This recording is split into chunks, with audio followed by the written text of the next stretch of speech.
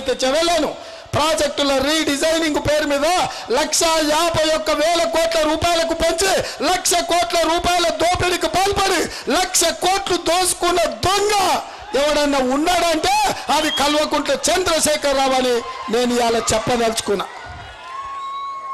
ఇవాళ KG to PG ఉచిత నిర్బంధ విద్య అన్నాడు.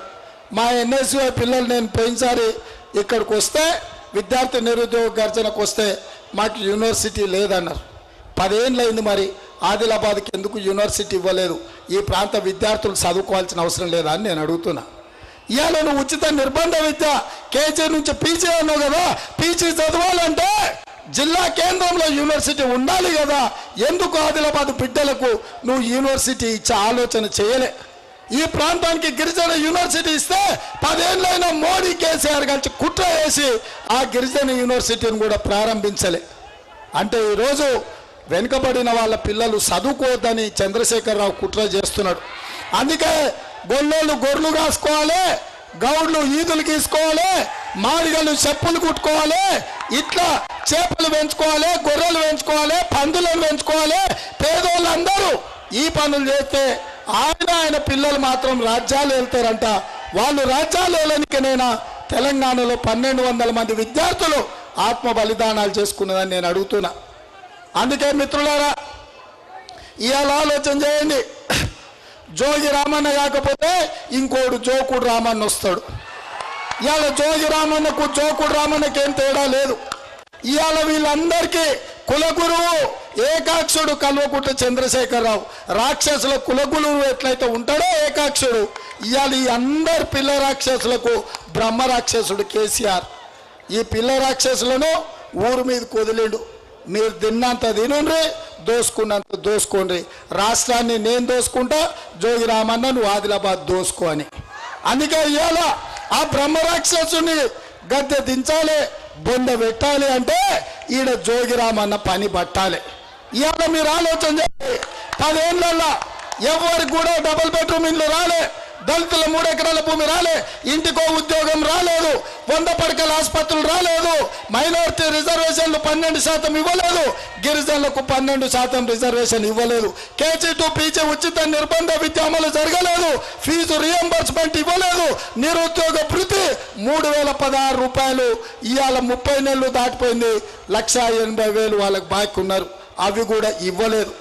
ఇవాళ చివరికి ఏమి ఇవ్వకపోయినా పేదోళ్లకు పిల్లగానికి పెళ్ళైతే రేషన్ కార్డు అని ఇవ్వాలి. రేషన్ కార్డు ఇవ్వాలంటే ఈ ప్రభుత్వానికి చేతులు రాలే. పేదలకు రేషన్ కార్డు ఇవ్వలేదు. పేదల ఆరోగ్యానికి ఆరోగ్యశ్రీ పథకం అమలు జరుగుతలేదు. ఇవాళ ఏమీ ఇవ్వని కేసీఆర్ మనల్ని వచ్చి ఓట్లు అడుగుతుండు. మనకేమి ఇవ్వనోనికి మనం ఓటు ఎందుకు ఇవ్వాలని నేను పేదోళ్ళని అడుగుతున్నా. ఏమి ఇవ్వనోడికి మనం ఎందుకు ఓటు ఇవ్వాలని నేను అడుగుతున్నా. ఇవాళ దొరల ప్రభుత్వం కావాలన్నా ప్రజల ప్రభుత్వం కావాలన్నా మీరు ఆలోచన చేయండి. దొరల తెలంగాణ కావాలన్నా ప్రజల తెలంగాణ కావాలన్నా మీరు ఆలోచన చేయండి. ఇవాళ దొరల తెలంగాణకు ప్రజల తెలంగాణకు మధ్యలో ఇవాళ పోటీ జరుగుతుంది. వాళ్ళ ఇంట్లో 4 తప్ప ఇంకెవరికన్నా ఏమన్నా సాయం జరిగిందా? నిన్నమన్న వాళ్ళందరూ 3వ అవకాశం ఇయ్యండి కేసీఆర్కు, 3వ అవకాశం ఇయ్యండి అని అడుగుతారు. తండ్రి కొడుకులు బిడ్డ అల్లుడు అందరు. నేను టీఆర్ఎస్ వాడు ఎదురు పడితే ఎందుక 3వ అడుగుతారు అంటే ఇక ఏం చెప్పాలన్న, 2 సార్లు ఇస్తే కొడుకును బిడ్డను అల్లుడిని అందరినీ మంత్రులు ఎంపీలు ఎమ్మెల్సీలు చేసుకుంటూ ఇక మనవాడు ఒక్కడు మిగిలిండు, 3వ ఇస్తే మనవాడిని కూడా మంత్రి చేస్తే మా సార్ కోరిక నెరవేరుతుందని.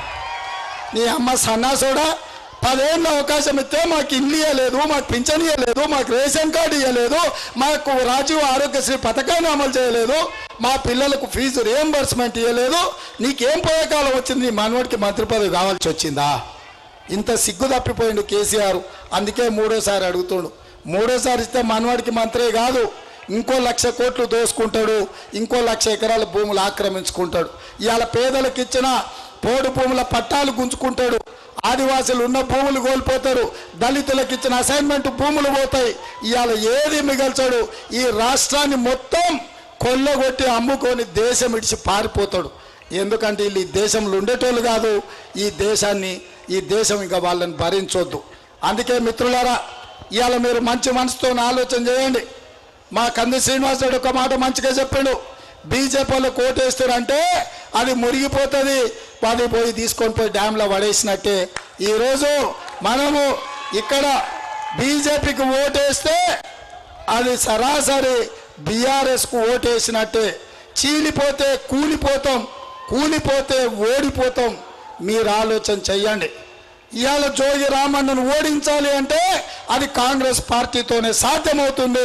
కంది శ్రీనివాసరెడ్డికి ఓటేస్తేనే జోగి రామన్నను మనం ఓడిస్తాం. ఇవాళ బీజేపీ బీఆర్ఎస్ వేరు కాదు, వాళ్ళిద్దరు ఒక్కటే రూపాయలు మార్చుకొని వచ్చారు. నిన్న నరేంద్ర మోడీ వచ్చిండు. అంతకుముందు ఎప్పుడు వచ్చినా మీడియా మిత్రులు వీడియో చూడాలి. ఎప్పుడు వచ్చినా కాళేశ్వరం కేసీఆర్కు ఏటీఎం 1000 కోట్లు దోసుకున్నాడని అన్నారు. నిన్న గంట సేపు మాట్లాడాడు. కాళేశ్వరం గురించి, మేడిగడ్డ గురించి, అవినీతి గురించి మోడీ మాట్లాడిండా?